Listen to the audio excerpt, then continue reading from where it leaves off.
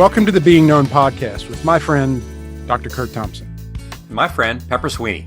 We are here to discover and explore what it means to be truly known. We are here in the fourth season of the Being Known podcast. This is episode 8. And if you are a regular listener, you know that we have been talking about trauma this whole season. And I'm really interested in today's episode, and I'm excited to learn a lot about something that I don't think a lot of us realize. The title of this episode is To the Third and Fourth Generation, and I think that needs an explanation in itself, Kurt.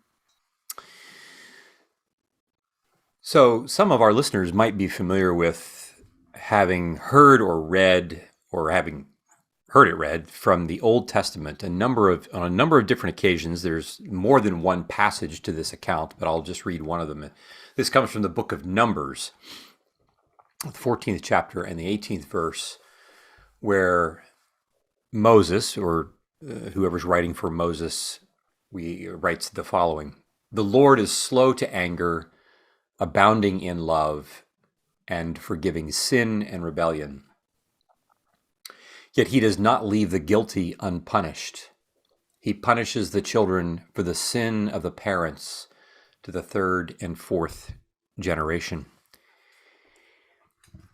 And today we're here to talk about generational trauma and how that makes its way, how trauma makes its way down the line ancestrally, as it were, from one generation to another. And we're going to talk about a number of different ways in which that happens.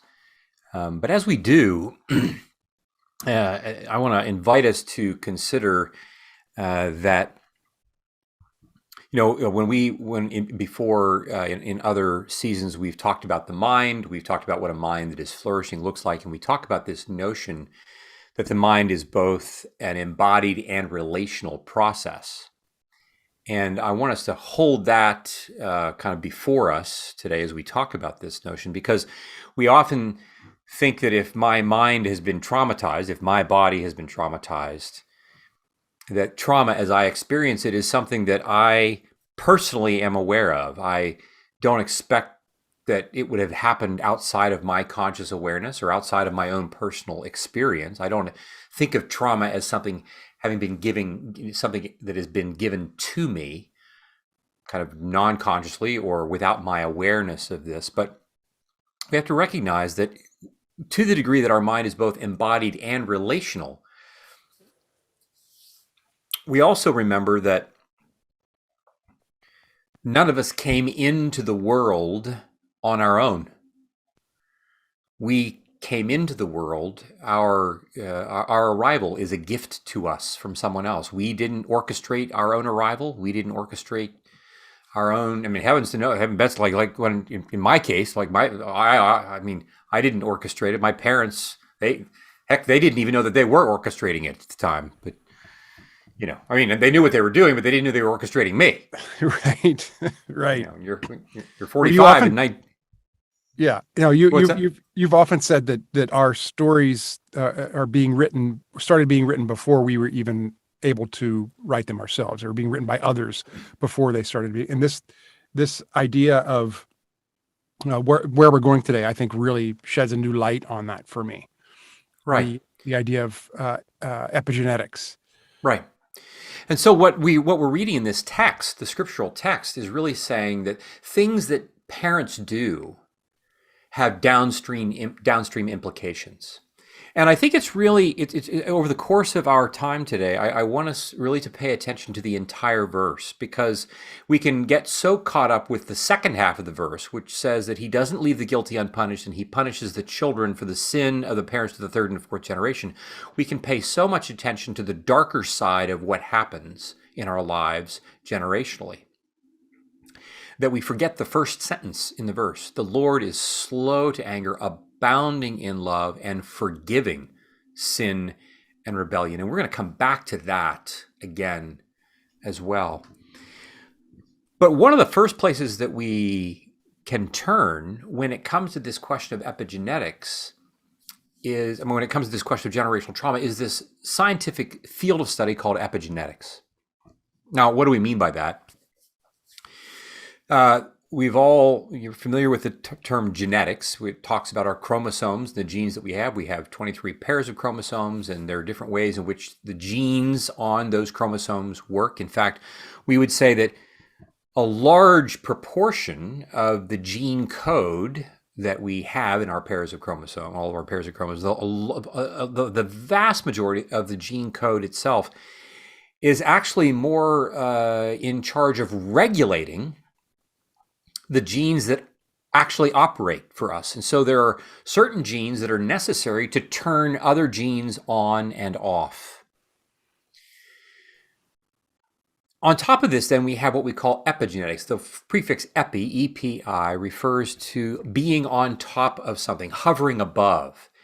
And that's largely what we're referring to here, that there are ways in which we have other parts of the gene code that hover above and turn on or turn off other parts of the gene code that are the actively engaged genetic portion that not just give us our eye color or our height or what our particular response to infection might be, but it also is in charge of things like how we respond to anxiety. How much of our stress hormone is released when we find that we are under duress. All these kinds of things are genetically predisposed. And what we come to find out is that if I come into the world, and let's say, and I'll talk about this in just a moment, if I'm an anxious person, and as it turns out, like I'm a pretty anxious guy underneath, and I work really hard to not pay attention to it, and so most people around me wouldn't guess that I am, but it turns out I probably swim in a river of anxiety that's this undercurrent that's always going on, that I'm working really hard to contain.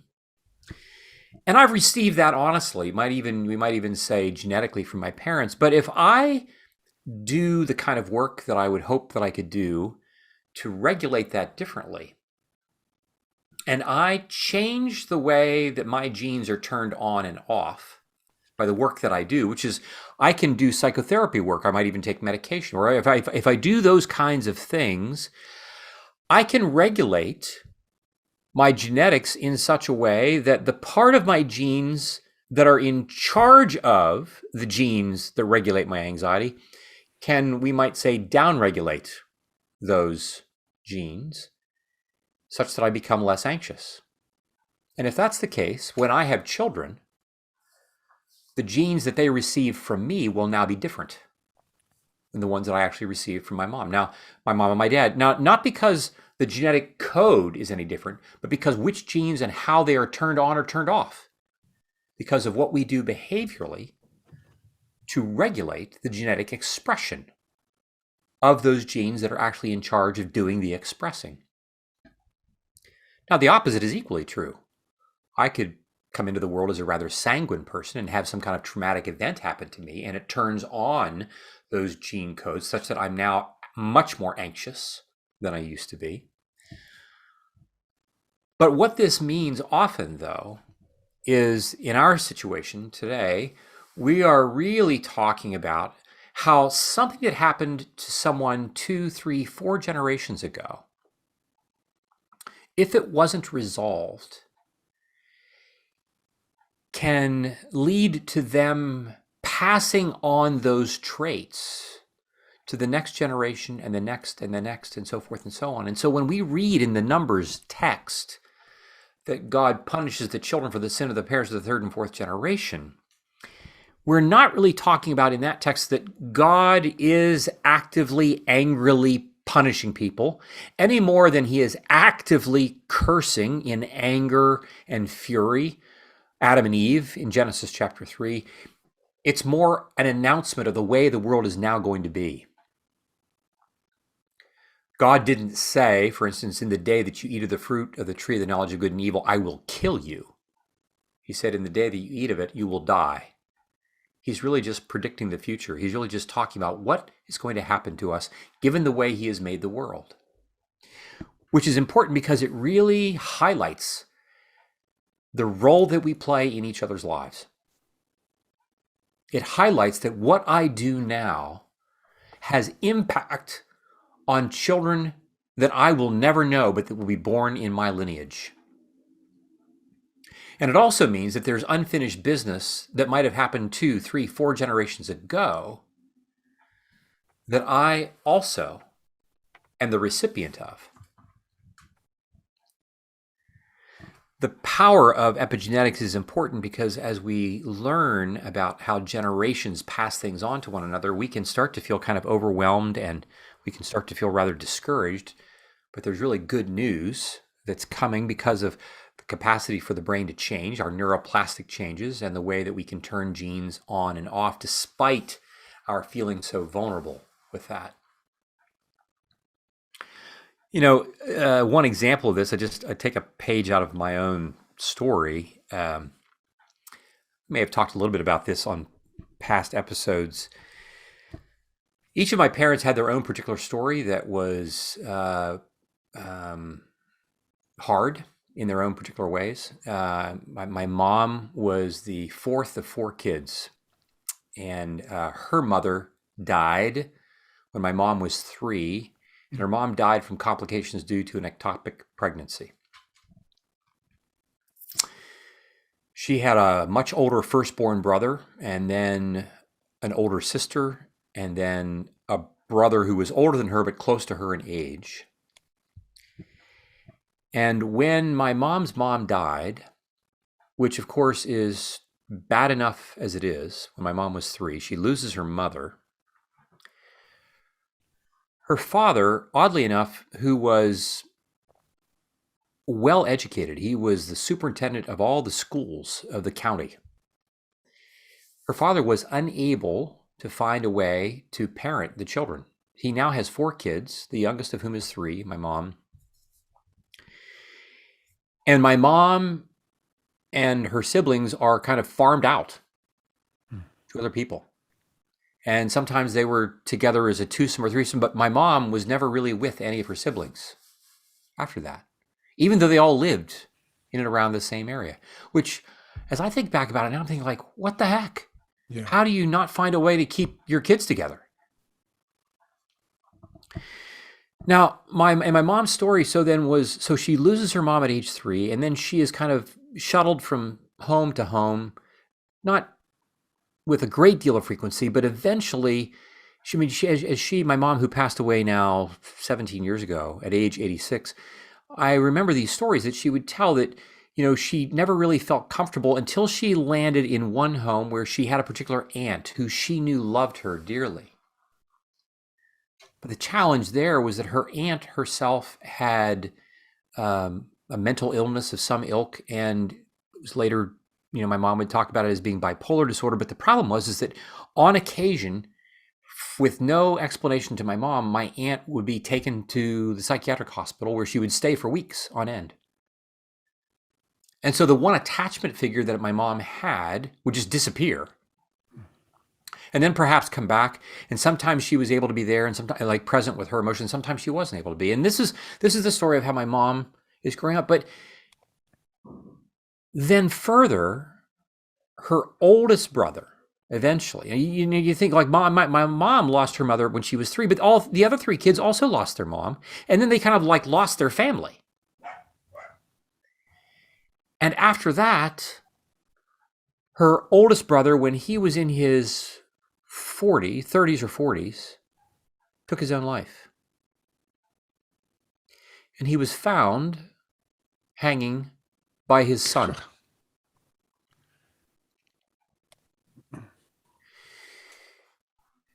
Now, to make matters even worse, 40 years later,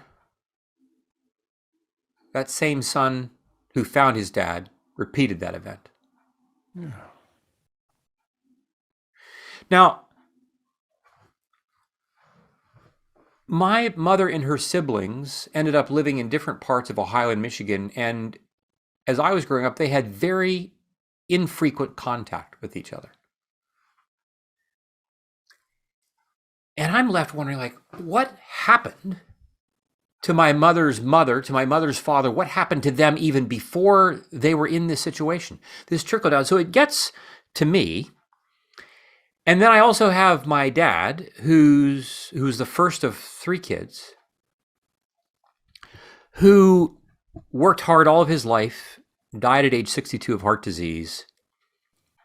Was he volunteered for the army in World War II, but was disallowed, which is a pretty shaming thing for him, like disallowed on medical reasons for joining the army.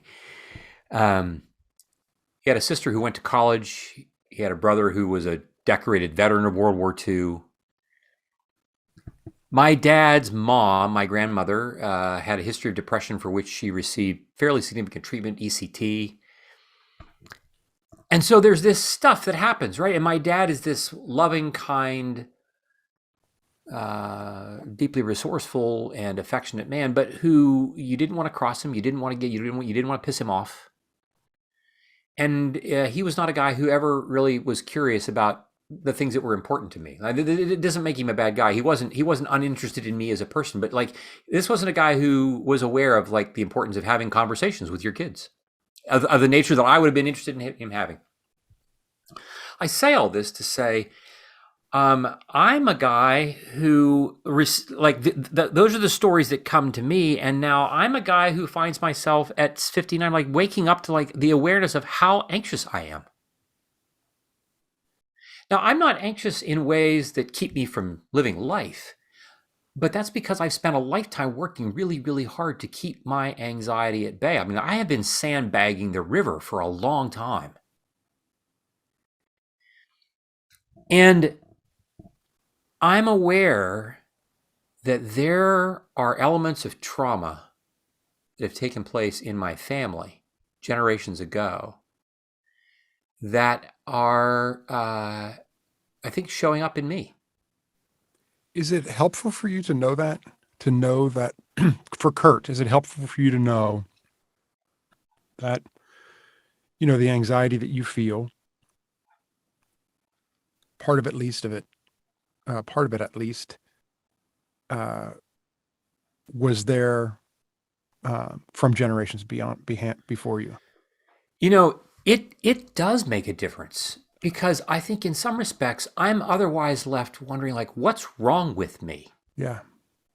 If I look at my life, and this was the other thing, and we're going to talk about this in just a few moments, right? Apart from the story that I just told, apart from my hearing these facts on rare occasion, my family never talked about any of this stuff. Right. There was no working it out. There was no resolution. There was no, I didn't ask the question of like, gosh, Mom, why do you never see your two remaining siblings that often? Why is everybody so separate? I wasn't ever old enough or curious or able to ask, like, what happened to your family? What was up with your dad such that like he didn't keep you kids together? Like, what's up with that? Right. And that story was never talked about. It was never talked about with me that my father's mother like had depression in the way that she did. Like there was never any sense of like this being, this is who we are, and this is why, this is what's happened to us. I can't imagine. I mean, my uncle, my father's brother, won 2 Bronze Stars in World War II. And you don't get Bronze Stars for cleaning the latrine. I can't imagine. And he would have been one of those. He would have been one of what we call the greatest generation. He would have been one of those kind of prime classic examples of those who came home and warm and funny and affectionate and all the things and never talked about any of what happened. Like, what happened? Yeah. Right. Yeah. My wife has her father was a pharmacist, and in the Vietnam War, he was a medic. And up until really he never talked about it, and she didn't really hear many of those stories until relatively recently, where he was on the front line, is what a medic was, right? I mean, you can imagine the things that, and he came back a different person, Yeah. and it just is, um, it feels like generationally, that generation, my dad certainly is one of those that you don't hear any of it. You don't, Hmm. they never talked about any of it. Um, that's not good. Right. I mean, that's not good. Right. We I sometimes talk with folks about this, about the power of the delusion of separation. This sense that if I don't talk about it, if I keep this thing Hmm. separate from me, like there is power. There is power that gets wielded in that, in the sense that I can protect myself for a certain period of time. It wasn't until I wrote my first book, Anatomy of the Soul, like, kind of, this is coming out 17 years ago when I mean, that's not when I wrote the book, but my first encounter with interpersonal neurobiology and starting to really wade into these kinds of things about memory and, attachment and epigenetics and all these kinds of things, and considering all that my mom went through as a functional, she functionally grew up as an orphan. Like, the impact that this has downstream, we don't recognize how powerful this can be. And so my mom is doing the best that she can to just, like, survive her life. And my dad is doing the best he can to survive his life. And human beings are extraordinary in their capacity to live well in their communities, despite the fact that they have, they've got the Hoover Dam and Lake Mead is Right. sitting behind it, Right. often in terms of not just their own personal experience of trauma, but their experience of what they carry that belonged to their parents and their parents' parents, and so forth and so on. And so we often depend upon this delusion. We depend upon telling a story in which I'm just living my life here, growing up in Mount Pleasant, Ohio, without having an awareness that my grandmother, who I never knew, who died when my mother was 3, the loss of her is impacting me in my mom's anxiety and my mom's actions toward me that continue to engender anxiety in me, because now I'm worried that she's not going to be okay. And so I end up doing a lot of work to make sure she's okay. Yeah. That only reinforces the anxiety that I had, that this is my job, and my job is to make sure that everybody in the room is okay. So my psychiatric training started when I was really young. Yeah. And what that means, though, is that you work really, really hard to contain your own anxiety that you're starting to feel in response to other people's anxiety that is coming to them because of the losses that they've experienced, but that they're not even really aware of. They're not, like, yes, they're aware that they have a loss, but they're not aware that, like, that loss is a big reason as to why they're anxious right now. And I think as our listeners are with us right now, we think about, it's possible that your own story is starting to percolate to the top and become curious about your parents and your parents' parents, and wondering what happened to them. Not so much what's wrong with them, but what happened to them. What are the stories that we don't know? And again, it's one thing to know facts that just kind of sit out there untethered, like the facts that I knew about my mother's and father's family, but I was never told a story. There was never was there a story told about how are all these things connecting together? What are the themes? Like, what's behind all of this?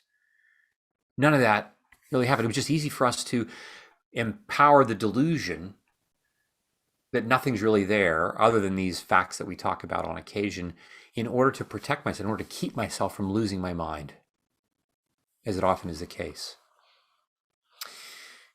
In today's episode, I want to highlight a particular resource, and we've named this book before. The title is "It Didn't Start With You," and the author's name is Mark Wallen. Pep, I don't know if you've had the chance to look at it. Or, I I think have. It's a great work. You recommended it to me, and I think I've shared on a previous episode that I actually listened to the audiobook, and it was great. Mm, Really, really well done. But just it was new information to me. mhm, Really eye-opening. The idea of your DNA literally being impacted by the trauma of past generations, and the science behind it. mhm. It's fascinating. Right.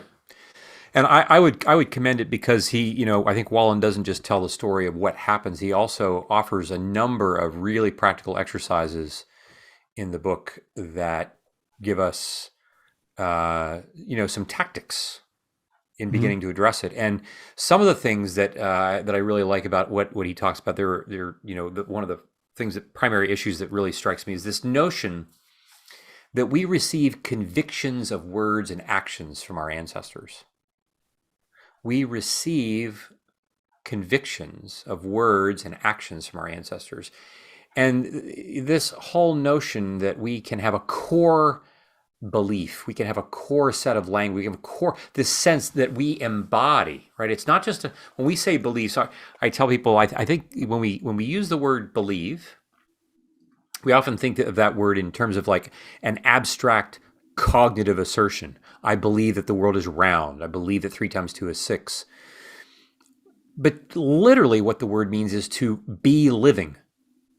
If I believe something, it is I'm going to live as if this is true. So that when I say like I believe in gravity, I'm not just saying it as an abstraction. I'm saying like I'm an engineer. I build airplanes. I believe I'm going to build my airplane with gravity in mind. If I believe in our relationship, I'm going to trust you. That is to believe in that. That's not just an abstraction. What's the smile just really for? like I'm going to build my airplane with gravity in mind. I mean, I just really love that visual. I would hope Yeah. that if you're going to build an airplane, you will at least have a little understanding of gravity. Right. Yeah. Yeah. The gravity of the situation. You're absolutely right. Yeah. Yeah. Yeah. Yeah. So we have these core beliefs. And by this, we don't just mean, and Wallen's not referring to these as core cognitive assertions. These are embodied things that we live out. He talks about a number of different examples. He gives a number of different examples of people whose stories he's listening to and people who are symptom bearers of things that they're like, I have no idea where this is coming from, but I've always had this trouble with this particular thing in my life. And as they go back and begin to tell, they do some research, they go back and start to tell stories of their parents and then their grandparents and maybe even great-grandparents. They discover that there are things that happened 1, 2, 3 generations ago that never got resolved. And they essentially are the symptom bearer of something that is being passed down. And I would say that this is not just passed down in just a straightforward genetic way. We don't just do it, well, my genes have it, kind of like my eye color. But our genetics also come accompanied with behaviors. So again, my core belief isn't just what I think, it is how I act. So, I have vivid memories of particular nonverbal expressions that my mom would offer to me that, I mean, without her knowing it, that basically took advantage of me as a listener, asking me to do the work that her husband should have been doing. A certain look on her face, tone of her voice when she's telling a story, and I'm like the one guy within a country mile who's willing to listen. And I shouldn't be doing this. But there is this felt sense of, I'm being drawn to my mom. I'm being close to my mom. But I'm not being drawn in closeness to my mother because she is primarily taking care of me. I'm being drawn in closeness to her. And that sets me up to be anxious in a way that is not okay for me to be. And so what does that mean? It sets me up to be anticipating that I can only be close to somebody to the degree that I'm able to take care of you. And the whole notion of actually being taken care of in ways that matter to me by my mom aren't things that I learn how to expect. I don't learn to anticipate this. And so when they show up, I'm both surprised, I don't know what to do with, and relieved, and also like, well, gosh, when might this be taken away? Because closeness depends upon me caring for you. And this, of course, is not surprising because this is a woman who had to make her way on her own. If you're an orphan, you're working really, really hard to manage your own overwhelming anxiety that comes because you've lost a mom, and like you don't have much to say. You don't have much in the way of anybody bringing comfort to you because of this. And so we receive these convictions and actions from our ancestors, our parents who received it from their parents. And again, we receive them in language, the words that they use. We receive them in imagery, their nonverbal cues. We receive them in embodiment, right? The very actions that they take. And this all affects our attachment processes, which ground the whole process. This sense of, to what degree am I attaching to my parent in a way that is either perhaps insecure and anxious or insecure and avoidant? Ways in which I'm attaching as a way to be okay in the world, but not in a way in which I can mostly be assured that they are taking care of me. It's mostly I'm taking care of me by taking care of them. But I don't know that I'm doing this because what's happening that's in the room right now is the long-term effect of what happened 2 or 3 generations ago.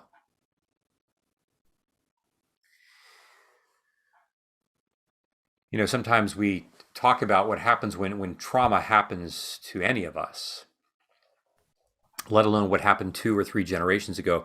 We talk about a trauma cycle, and we can actually look at animal models that reflect what we are supposed to be able to do. Peter Levine, in his wonderful little book called Healing Trauma, it was one of our resources that we talked about at the beginning of our season. He talks about this notion of how if there is and we've perhaps talked about this before, that if there is an animal that is a prey to a predator, the predator tries to capture it. The animal isn't killed and isn't harmed, but they may collapse in fear. When that animal kind of comes to, they will start to shiver uncontrollably. It will shiver because they are basically their musculoskeletal system is completing the cycle that they needed to enact. They needed to be able to escape and run away from that predator. They were unable to, but now their body is working out all the excess leftover stress. Human beings, when we can't work out the excess stress that we've received from upstream, we become symptomatic. And our symptoms aren't always plain and obvious in connection to whatever happened. But when we begin to talk about our story, and not just my personal story, but what happened to my parents and what happened to my parents' parents, and we begin to make sense of their story, that enables us to make sense of ours. You asked earlier, I find that in knowing the things that I've come to know about generational trauma, and therefore being aware of what happened to my mom, what happened to my mom's mom, and so forth, it gives me a completely different way of framing my own experience. And when I feel the intensity of things at times, I say, oh my gosh, well, this actually makes sense to me because the reason I feel this intensity is because it's not just about me. It's about something else that has been coming downstream to me. Yeah.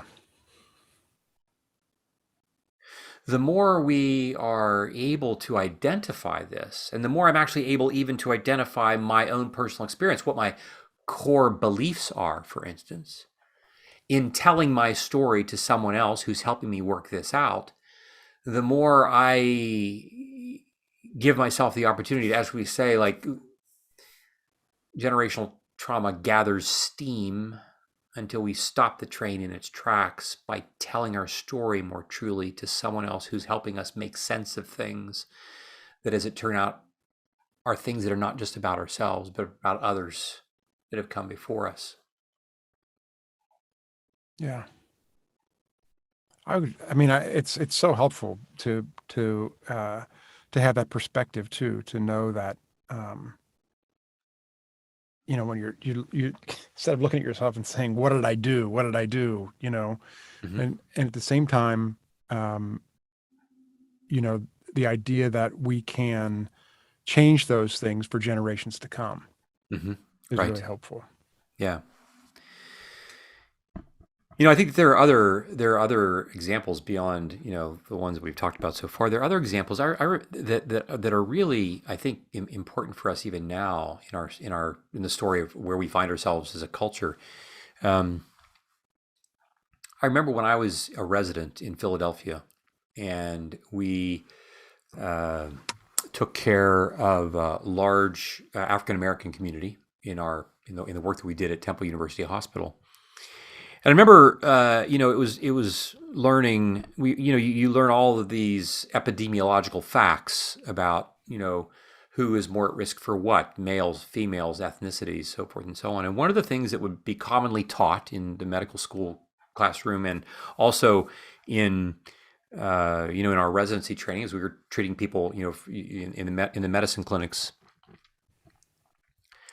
was that African American men in particular had a higher rate of hypertension. They were at a higher risk for hypertension, therefore heart disease and all the other things that would come for that. And it was so striking. It's striking to me now because even at the time, I found myself being curious about the fact that it was talked about as if it were just some kind of genetic fact. Kind of like, well, women are 100% more likely to get pregnant than men. It's a fact. And African American males are, proportionally far more likely to have hypertension than their white male counterparts. You know, uh, a couple of years ago, I had the opportunity to go out to Compton, California, and I had a meeting with uh, the Mayor Aja Brown, of Compton, and uh, we had great day, great conversation. But one of the things that came up in conversation was she said there have been studies done that people that grew up in that community and um, uh, that they have experienced the same level of PTSD as a soldier that would be coming home from war, Mm, based on so mm, many of the things that were going on in their environment. right, Um, yeah, and hearing that is it's hard to hear. It's hard to you know right. imagine. Yeah, and I like so I became, especially then when we started to learn about generational trauma and epigenetics and passing this on. I thought, like, my goodness, like no wonder African American males have higher hypertension rates. Right, I mean, given the history. I mean, not right, just, let alone the history of the people who are living right now, but all that they've received for multiple generations. right. And we recognize that, therefore, it's important, I think, for us to recognize that it's not enough for us to say, "Oh, well, we'll just be more attentive to your hypertension," as if somehow, well, we know that you have a higher risk, and so we'll be more attentive to that, as opposed to saying, "Well, wait a minute. What about all that stress that comes from all the generational trauma that raises the stress hormone level that raises your blood pressure?" Right. This is not a hypertension problem per se. It's like the tip of the iceberg. It's a Hmm. problem, but it's resourced over a long distance. And so I think I once again want to say that, we can hear these things and we can feel like, oh my gosh, like now this is starting, like I sense some of the things that I feel, I can't explain it. I look around and look at my mom and my dad or my grandparents, like, well, maybe this is starting to make sense, but I can still feel pretty overwhelmed because, like, what am I supposed to do now? And I do want to once again want to point to Wallen's book. It didn't start with you. I want to highly Right. recommend that. I also want to once again, we come back to this notion that part of the work that we do here in seeking to create beauty and goodness, part of that is, what we're really doing is telling the story of the world as truly as God wants us to tell it. And that includes telling the parts of our story that are left yet untold, including the parts of our story that we've been given from our parents and our grandparents. And so the power of presence in stopping this runaway train, this generational train. This brings us back to the first sentence of the 18th verse of Numbers chapter 14, where God reminds us that he's slow to anger, abounding in love, and forgiving sin and rebellion. And this point that generational trauma can be healed. And we can be places where that can take place. And we don't have to feel like I am responsible for everything that has happened behind me, but that I do not need to continue to carry it all. I'm not responsible for it all, but I don't need to continue to carry it all. And one of the ways that we start this process can lead even to our exercise for the day. One would be, when you get some time, just give some reflection to any particular experiences that you find yourself having that seem to not have a fairly straightforward explanation for what's happening here. Am I anxious? Am I sad? Do I have thoughts that come into my head? Do I have things that I feel in my body? Do I have a GI tract problem that doesn't seem to want to go away? There's a whole range of things that the human experience can bring to the table that we don't have a clear and ready present explanation for. So the importance, number one, of identifying what is my embodied experience that creates curiosity for me. And then we talk about wanting to complete what is needed. That notion that when an animal is traumatized but is in a position that it can't move, it eventually will want to move and it will work that out, as we talked about earlier.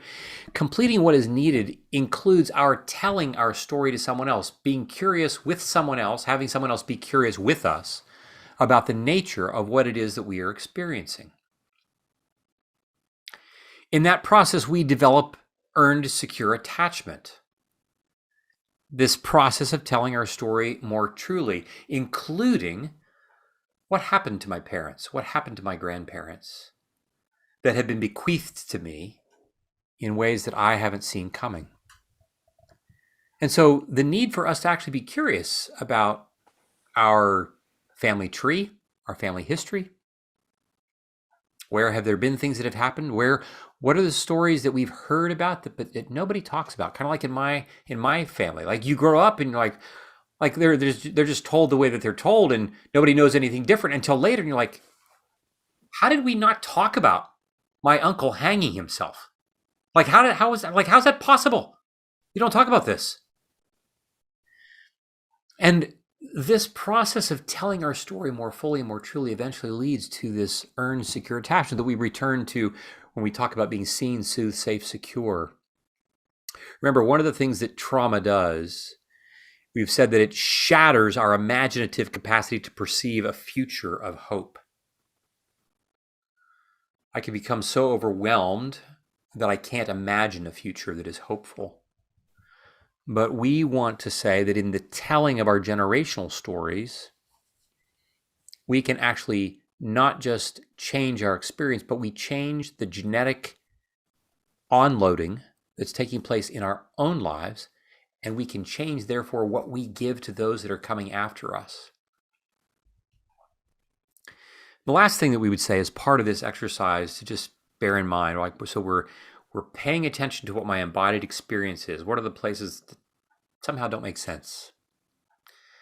Number one. Number two, we want to be curious about what do I need to do to complete this cycle? What do I need to do to tell that story more fully? Which necessarily, as we frequently do, comes back to who are the people that I'm telling this story to that are helping me develop an earned secure attachment in completing the cycle of this story being told. And then recognizing that all of this necessarily most effectively and most healingly, if that's a word. I like it. Well, then it's a done deal. Yep. Healingly. Takes place in a community in which we recognize that the telling of our story in a new way, in a truer way, takes place over a long period of time. Now, you'll read in Wallen's book stories of how people tell some of their stories for the very first time and their symptoms evaporate.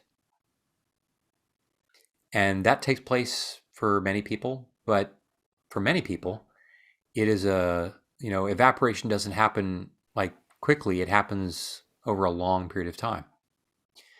But the very fact that we can be aware that my experience isn't just about me in and of itself goes no small way in helping that healing process to move forward. And so at the end of the day, we remember that God is aware of the creation that he's made. And we are interconnected enough with each other that when I do things, it's going to have implication one way or the other for people that are related to me downstream, even people that aren't born yet. And so it is a warning. It is it's God sending an alert to say, like, Kurt, Pepper, Amy, like, your lives really matter. And they matter perhaps even more than you know. But know that I am in the business of forgiveness. I am in the business not of bringing my anger to kill you. I am in the business of healing, for I am that kind of a God. And I'm not even going to let the embedded, durable, long-standing history of trauma within your family keep me from bringing my kingdom into the light. And that's pretty good news. It's very good news. Yeah, that's great. The one thing that I would just say, is if you have, for me, I'm fortunate in that my mom is still here with us. She's and her sisters are still here, and it's a generation that, I just want to encourage people that if you have people that are people that came before you that are still around, be curious with them, gaze, dwell, and inquire with them, and learn the things about them and their stories. Find out ask them what their story is. So many great things can come out of that. It's just the interpersonal connection with them, but then also having a better understanding of some of the things that happened before you and came before you, I think is, if you're fortunate enough to have those people in your life, go after it. Yeah. Right. Thank you, Kurt. Great. Thanks, Pep. Great to be with you today. YouTube folks, stick around. Amy's here with us, and she'll be joining us just a second. A couple of things struck me. So it seems like there's one in every family that does the family tree. Like, I have an aunt that is just fascinated with it. Yep. It's lovely. But then I thought, oh my gosh, what if we had a family tree? It would be perhaps a bit darker of a tree, and not necessarily so, but that just outlined, okay, these were their hot spots. These were their, could be really helpful. Yeah. I mean, I think, it's, your option is we like to tell patients, look, you can work hard and stay in prison, or you can work hard and go free. Yeah. But hard work isn't an option. You're going to work hard. Yeah. And, there is, we didn't talk about this that explicitly, but, there are reasons why people don't talk about these stories. Yeah. But it's not because they're forgettable. Right. Yeah, they're not forgettable. No, they don't talk about them because they're too painful. They're too hard. Like, they don't, like, my mom wouldn't know what to do with, like, how does she talk about all that and survive? Right. And so it's tricky because there's the risk of, like, okay, well, we're gonna talk about this with my, with my aunt or my grandmother or my this or that, and, like, suddenly you're like, you've opened a can of worms, and, like, oh, this is why we're not talking about this. Yeah. For a while. Right. I probably shouldn't have made that request of people at the end. No, but cause a lot of problems. Right. No, right. Yeah, right. But it's this the is right the thing, kind right? of problem. It's the right kind of pain. Right? Exactly. I had when Nell was pregnant with Coleman, I had this book called Questions for My Father. And it was, so I wrote, this was before internet and before email or anything. I wrote my dad a letter and I asked him a couple of questions about his childhood, a couple of things. And I said, I want to be able to give these to my son. I want him to know, It didn't go well. What happened? He got very angry at me for asking the questions. Really? They're hard, right? Because the answers. And I picked easy questions, answers. knowing that he had difficulty. Like what would be what might be an example of a question? I think one of the questions may have been, give me one good childhood memory. Ooh. And that was too much. Anger provoking. Wow. And so, and that's what makes me think maybe I should have told people to go and ask questions, but that in itself helped me to be even more aware of, and then to find out things in other ways. And, right. Right. Because here's the thing, whatever that is that's within him, but he's not talking about. Oh, showing up. You are holding it in some way, shape, or form. Uh-huh. Now, you're not holding all that he's holding, but you're holding the part that has been passed to you. Right. And that's the thing. So you just said, right? You ask the question, he gets upset, you don't pursue it, but it leads you to do other things. And the movement that you have in exploring it even if you're moving in a different, I'll try a different direction, is different than sitting on it, because that's kind of just sitting on it is working and staying in prison. Yeah. I remember I was, I don't know if I think I've told you guys this before. I was, after the funeral of my last brother passed, we're sitting around having a conversation, and my sister-in-law, the widow of one of my other brothers who'd passed earlier, we start talking about my family in general. And she starts to talk about, she and my brother got married when I was like 5 or 6. I think I was 5. And she started to talk about things that she and my brother witnessed in my house with my parents parenting me. And she starts to talk about how she and my brother were like not happy about what they saw. And they were concerned.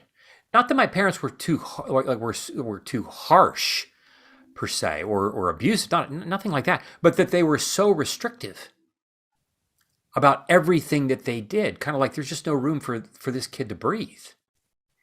And I gotta tell you,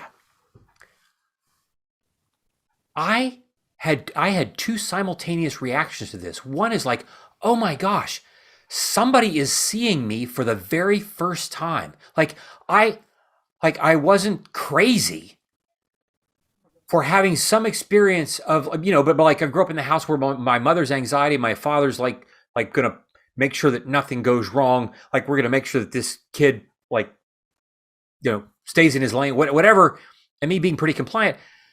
Like there was a certain felt sense of being a bit oppressive, but you don't know that. I'm just I'm gonna be a good soldier. That's just what it means to be obedient. Like you gotta, and my sister-in-law says this, and I had this this wave of the relief of being seen. My distress wasn't about me. It wasn't just about me. And then I had the simultaneous thing of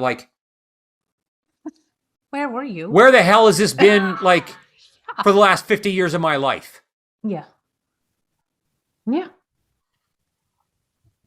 So that whole notion of naming things that are true about a generation that I'm feeling, but it's not primarily, it didn't begin with me. Right. Mm-hmm. Well, and it's like the message, Kurt, that you received, closeness depends on me taking care of you. Right. It's gold if we're able to identify the messages we've received. Yeah. Because then I think, okay, then I have a choice. I can be okay, so when I was a kid, we've talked about this before. I was always selling something like, soda and water to the construction You still do. workers. You still do. Yeah, you still do with me and Pepper. Like it's always something. pitching something. Always pitching something. But I grew up with, on both sides, people, aunts and uncles that had jobs that were very, they stayed in the job for 50 years. It was Monday through Friday, 8 to 5. It was very reliable and structured. No real, not risk, but yeah, it was pretty dependable. But I wanted to be doing these other things. But I started working for an insurance company, just like my parents. Mm-hmm. And so then it's like, okay, the message I received was entrepreneurship is, and they're probably right, but is scary, is unreliable, it's not valued. And then when it clicked for me, like, okay, that's the message I received. Now I can choose to, there's arguments for both, having something dependable and whatever. But it's like when we know what messages we received, it's gold. Yeah. Yeah. Yeah. And so I think that when people, so Pepper, I loved your recommendation. I think it's really important for people to be able to take those steps and do that. It can feel a little scary when you start to discover things, or when you start to have the conversation with somebody who then gets angry and I thought I was just asking, like, can you give me one good childhood memory? Yeah. Whew. Like, dang. Okay, give me a bad one. Yeah. But in so doing, you do give yourself the opportunity to work in a liberated way and not working by staying in prison.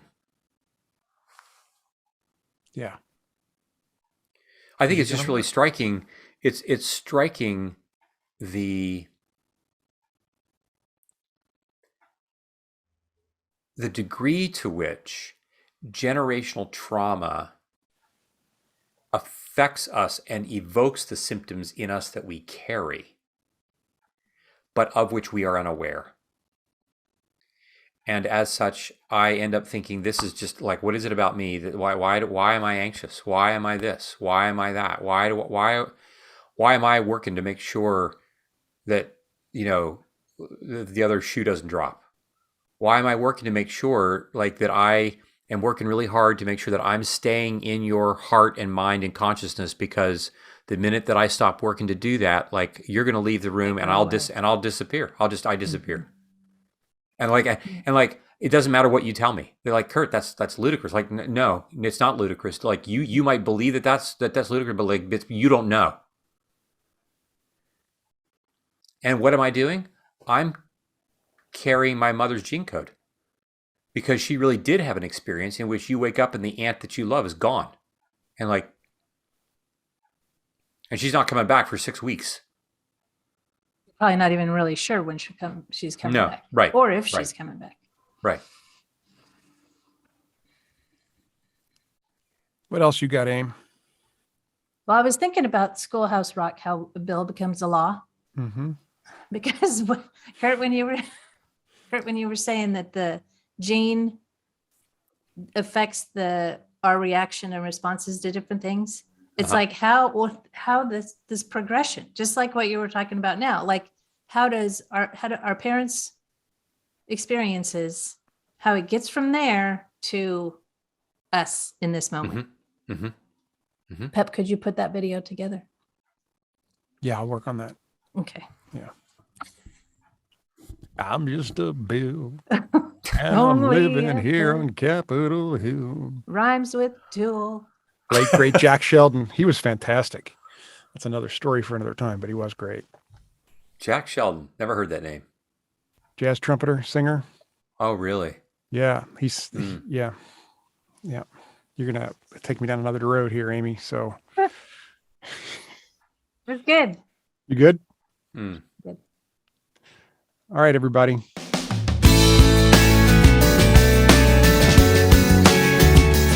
This podcast is produced by Kurt Thompson, Pepper Sweeney, and myself, Amy Chella.